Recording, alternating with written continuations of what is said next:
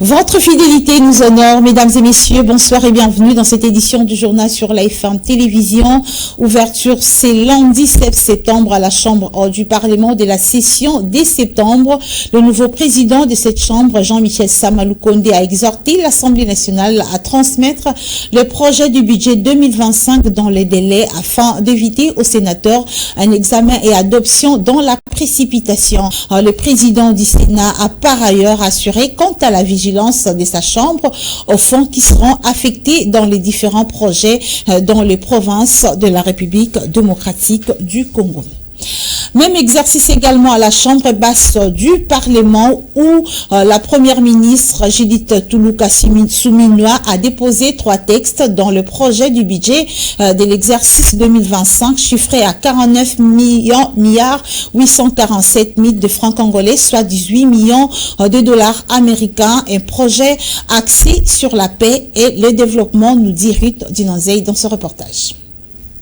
Peu avant l'ouverture de cette session parlementaire essentiellement budgétaire, la première ministre Judith Souminois a déposé au bureau de l'Assemblée nationale le projet de loi des finances rectificative 2024, mais également la loi portant reddition des comptes exercice 2024. Du point de vue économique, ce projet du budget 2025 a tenu compte des chocs externes qui ont impacté à travers notamment la guerre en Ukraine ainsi que la guerre au Moyen-Orient. Judith Souminois a également fait mention à travers ces textes des différents défis liés aux raisons sécuritaires dans l'Est de la République démocratique du Congo. Après cet exercice, Vital Kamerhe a rejoint la salle des congrès pour l'ouverture proprement dite de la session budgétaire de septembre. Dans son allocution, le président de l'Assemblée nationale a attiré l'attention des députés nationaux sur la nécessité de leur implication au sujet de l'insécurité dans l'Est du pays. Le président Vital Kamerhe a été clair dans le sens que le pays est agressé. Il faut la mise en commun d'idées entre les acteurs politiques. Nous, comme institution parlement, nous avons l'obligation également d'accompagner le gouvernement qui est en train de mettre en exergue la vision de son Excellence Monsieur le Président de la République afin de mettre fin à cette guerre. Nous avons apprécié l'accent mis particulièrement sur les questions de la bonne gouvernance, puisque ce sont des questions, une fois bien prises en compte et bien exécutées, notamment par le gouvernement, permettent, n'est-ce pas, également aux députés, qui sont parfois la risée de population, de ne pas réaliser certaines œuvres qui relèveraient, ou sinon qui relèvent carrément, n'est-ce pas, du gouvernement. Fini les vacances parlementaires, les élus nationaux sont donc conviés aux travaux parlementaires de cette session essentiellement budgétaire.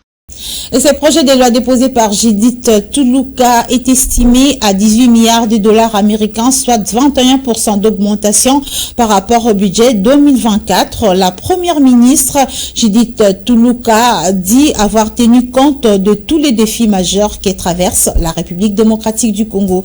On l'écoute dans cet extrait sélectionné pour vous par Alain Goma. Ce jour, je viens de déposer 3 documents importants. Il s'agit du projet de loi de reddition de comptes pour 2023. Nous avons aussi déposé un projet de loi de finances rectificative pour l'exercice 2024. Le 3e document qu'on a déposé, comme vous l'avez dit, c'est le projet de loi de finances pour l'exercice 2025. Ce projet de loi, aujourd'hui, il est à hauteur de 49 847 milliards de francs congolais et ça nous donne une augmentation de 21% par rapport à la loi des finances 2024, la loi initiale telle qu'elle existe encore actuellement avant la rectification. Et essentiellement, nous avons tenu compte de l'évolution d'un point de vue économique, tenant compte des chocs externes qui nous impactent à travers la guerre en Ukraine, la guerre au Moyen-Orient, mais aussi au niveau des chocs internes, avec notamment la guerre à l'Est, injustement imposée. Mais il a fallu aussi tenir compte d'un certain nombre de réformes qui vont nous permettre de continuer à stabiliser le franc congolais et probablement à terme, on l'espère, aller vers une baisse du taux de change pour améliorer le pouvoir d'achat des ménages congolais. Il était important aussi de mettre un accent sur les investissements. Et donc on a une augmentation au niveau des investissements de plus ou moins 14%, ainsi qu'une augmentation des ressources allouées à l'agriculture 13% pour l'agriculture. Et nous avons mis l'accent, en continuant les réformes, sur la gratuité de l'enseignement, en mettant l'accent sur un peu plus de qualité à ce niveau-là.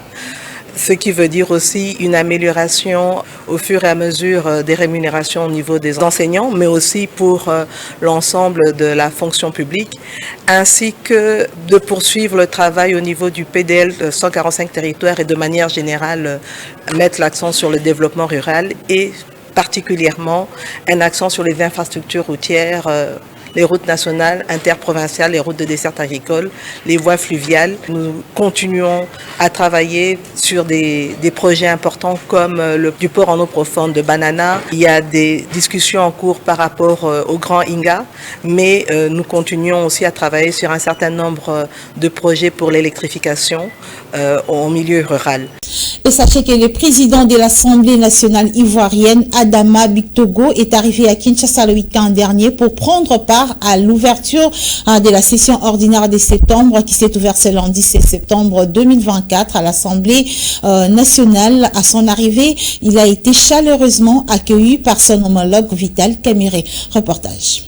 Comme annoncé, la session ordinaire de septembre 2024 de l'Assemblée nationale s'ouvre bel et bien le lundi 16 septembre 2024. Invité d'honneur, le président de la Chambre basse du Parlement ivoirien qui est arrivé à Kinshasa le dimanche 15 septembre dans la soirée. À son arrivée à l'aéroport international de Njélé, Adama Bictogo a été chaleureusement accueilli par son homologue, le professeur Vital Kamerhe, accompagné du personnel de l'ambassade ivoirienne à Kinshasa. Le président de la Chambre basse du Parlement ivoirien a précisé cependant que c'est suite à l'invitation qu'il avait lancée à son homologue congolais Vital Kamerhe pour être l'invité d'honneur de l'Assemblée nationale ivoirienne le 1er octobre prochain que ce dernier lui a rendu l'ascenseur. Je me réjouis de répondre à l'invitation de mon frère parce que en venant au Congo, je viens chez moi. Sur beaucoup de sujets, nous avons une vision partagée. Donc quand il m'a invité, c'était une réponse aussi à mon invitation. Parce qu'il est invité d'honneur pour le 1er octobre à Abidjan, qui répond aussi à la rentrée solennelle de notre Assemblée. Notre amitié prend sa source aussi dans l'excellence des relations entre le président Alassane Ouattara et son frère, le président Félix Tshisekedi. Donc ces deux frères, qui sont ces deux pays, unis par l'histoire. Nous savons que notre continent traverse beaucoup de difficultés, en particulier le pays frère, la République démocratique du Congo. Et il est bon que cette relation soit basée sur les principes d'échange d'expérience et qu'ensemble, nous puissions avancer vers une stabilité plus forte, une paix plus forte pour l'épanouissement de nos populations. Le speaker de la Chambre basse du Parlement de la République démocratique du Congo a par la même occasion confirmé son déplacement à Abidjan le 1er octobre 2024 afin de répondre lui également à l'invitation de son collègue Adama Bictogo. Nos amitiés ne datent pas d'aujourd'hui. Et puis nous avons consolidé notre conviction profonde d'une Afrique qui va s'élever et marcher à travers la diplomatie parlementaire à l'issue des travaux de Montréal. Et il avait été décidé à Montréal qu'une délégation de présidents, quelques présidents, des chambres basses puissent visiter des pays où il y a des conflits tels que Burkina Faso, le Mali, la République démocratique du Congo et Kigali. Parce que l'objectif que nous poursuivons, c'est que l'Afrique puisse se réconcilier avec elle-même et qu'elle tourne le dos à la guerre et les conflits inutiles qui nous retardent et que désormais nous puissions regarder dans la direction de l'épanouissement de nos peuples respectifs. C'est un grand honneur que le président de la Chambre basse de la Côte d'Ivoire vienne chez nous. Je tiens à remercier mon frère d'avoir répondu à mon invitation. Et moi-même, j'avais déjà dit oui à son invitation pour le 1er octobre, donc je serai à Abidjan avec plaisir. Le rendez-vous est donc pris pour le lundi 16 septembre au Palais du Peuple de Kinshasa, où sont attendues plusieurs autorités du pays, notamment la première ministre Judith Suminwa et les membres du gouvernement ainsi que les autorités de plusieurs institutions. Autre chose à présent, le secrétaire général adjoint aux opérations de paix des Nations Unies, Jean-Pierre Lacroix, est en séjour en République démocratique du Congo. Dans son agenda, le chef des départements de paix des Nations Unies a prévu de rencontrer plusieurs personnalités politiques de la RDC. Le menu est connu, la paix, la sécurité, mais également le retrait progressif des troupes de la MONUSCO sur les sols congolais, nous dit Alain Goma dans cet élément. Jean-Pierre Lacroix, chef du département des opérations de paix des Nations Unies à Kinshasa pour une visite d'une semaine pour échanger avec les autorités nationales et les partenaires régionaux. Cette mission intervient à un moment clé pour la MONUSCO et les efforts de stabilisation dans l'est du pays. Pendant son séjour à Kinshasa, Jean-Pierre Lacroix doit rencontrer Félix Tshisekedi, président de la République, le premier ministre Judith Suminwa Tuluka, ainsi que d'autres membres du gouvernement récemment nommés. Les discussions portant sur le dernier développement sécuritaire et la mise en œuvre du mandat de la MONUSCO, particulièrement dans les contextes de violences persistantes dans les provinces du Nord, Kivu et de l'Ituri. Après Kinshasa, Lacroix se rendra dans l'est de la RDC où il est attendu pour des rencontres avec des autorités provinciales, les personnels des Nations Unies, ainsi que les communautés locales et les organisations de la société civile. Cette visite vise à évaluer de près la situation de la sécurité et les réponses apportées aux défis humanitaires dans ces zones en proie à des conflits armés. Un autre volet important de cette visite sera la rencontre avec le dirigeant de la mission de la communauté de développement de l'Afrique australe, SAMI, DRC en République démocratique du Congo. Jean-Pierre Lacroix examinera le soutien de la mission de la MONUSCO aux initiatives régionales dans le cadre de la résolution 2746 du Conseil de sécurité qui encourage la coopération régionale pour restaurer la paix et la sécurité dans la région de Grand Lac. La présence de Lacroix intervient alors que la MONUSCO continue de faire une pression croissante pour réduire ses effectifs tout en maintenant son rôle dans la protection des civils et le soutien aux initiatives de paix.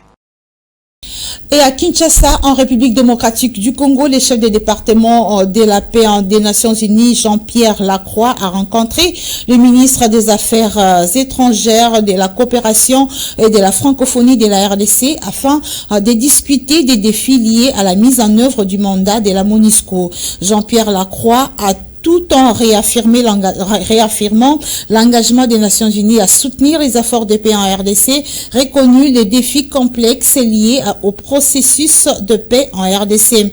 Jean-Pierre Lacroix a par ailleurs indiqué que la protection des civils reste une priorité majeure, bien que les efforts soient limités par manque de ressources. Et puis, condamnation à mort de 37 prévenus dans le procès de la tentative du coup d'État du 29 mai dernier en RDC. La CNDH a, à travers son président Paul Sapou Moukoulou, proposé au Parlement un examen approfondi des jugements sur la peine de mort. Suivez le président de cette institution d'appui à la démocratie au téléphone de Ruth Dinonzei. Avant toute chose, il me faut rappeler, madame la journaliste, que la CNDH, de par sa nature et son rôle, est une institution abolitionniste. Une deuxième chose que je vais noter, à la suite de la peine de mort qui a été prononcée vendredi dernier, à l'issue du procès contre le coup d'État étouffé le 19 mai dernier à Kinshasa, cette peine de mort prononcée à la prison militaire d'Indolo, à Kinshasa, se trouve encore répertoriée dans l'arsenal des peines prévues par la loi la loi congolaise tout court. Et comme le demandent déjà certaines organisations de la société civile, je suis d'avis que la solution à ce stade n'est pas de demander aux autorités de commuer cette peine de mort en celle de perpétuité. Car il s'agit pour ça d'un pouvoir régalien revenant au seul président de la République. Et cela au terme du jugement définitif qui devrait être prononcé après l'interjection d'appel. Je note aussi et par ailleurs que ils vous en souviennent, Madame la journaliste, que la CNDH avait en son temps et à l'occasion de la levée du moratoire sur la peine de mort, la CNDH, disais-je, donnant son avis et ses propositions, avait recommandé notamment d'élaguer de codes pénaux civils et militaires, d'élaguer donc de ces codes pénaux des préventions qui ne nécessitent pas, disais-je, l'application de la peine de mort. Le Parlement doit donc de légiférer sur ces préventions et par le biais d'une commission ad hoc, le Parlement devra sélectionner, au final, sélectionner donc les condamnations définitives éligibles à la grâce présidentielle. Et puis un mot sur la justice. La demande de la liberté provisoire a été refusée à l'opposant Seth Kikouni, un rejet qui intervient après sa décision de porter plainte contre l'AG de l'ANER pour toutes les exactions commises sur sa personne malgré son état de santé qui reste très préoccupant et nécessite une prise en charge médicale sérieuse et urgente, a indiqué sa défense. Sachez que l'opposant Seth Kikouni a été auditionné au 3e jour de sa détention au parquet général de la Gombe. Seth Kikouni est reproché de l'incitation à la désobéissance civile et à la propagation des faux bruits. Et puis, lutte contre la corruption, les parlementaires debout de l'UDPS ont haussé la voix pour dénoncer les ennemis de la bonne gouvernance qui s'insurgent contre la personne de l'IGF Gilles Alinguetti par rapport à son combat contre les détournements depuis son avènement. Ces membres de la structure de l'UDPS sollicitent l'implication de la justice dans ces combats. Suivez Satellite Le Monde, président des parlementaires debout de l'IDPS, mais également des communicateurs de ces partis présidentiels, qui est au micro de Christian Kiabouya. En ce jour, nous félicitons le président Félix Antoine Tshisekedi Tshilombo quant à sa volonté de lutter contre la corruption. Et nous alertons la communauté nationale par rapport à une réunion machiavélique qui vient de se tenir en ce jour. Le comploteur ne cesse de se comploter contre l'inspecteur général des finances, chef de service. À la réunion, le point qui était inscrit à l'ordre du jour était l'élimination physique de l'inspecteur général, chef de service de l'IGF. Voilà pourquoi nous dénonçons cela. C'est une fils de la République démocratique du Congo. Il a été nommé depuis 2020. Il ne cesse d'accomplir la volonté du président Félix Antoine Tshisekedi Tshilombo quant à la lutte contre la corruption. Voilà pourquoi nous demandons à la justice qu'il puisse aussi s'arranger derrière les rapports qu'avait donné l'inspection générale des finances pour qu'il y ait une bonne ici, parce que nous voulons voir les détourneurs se retrouver au niveau de prison centrale de Makala. Mesdames et messieurs, c'est donc la fin de cette édition du journal sur la FM Télévision. Merci de votre attention soutenue à votre chaîne, mais restez toujours branchés car vous ne serez jamais déçus. On se retrouve demain pour un autre journal.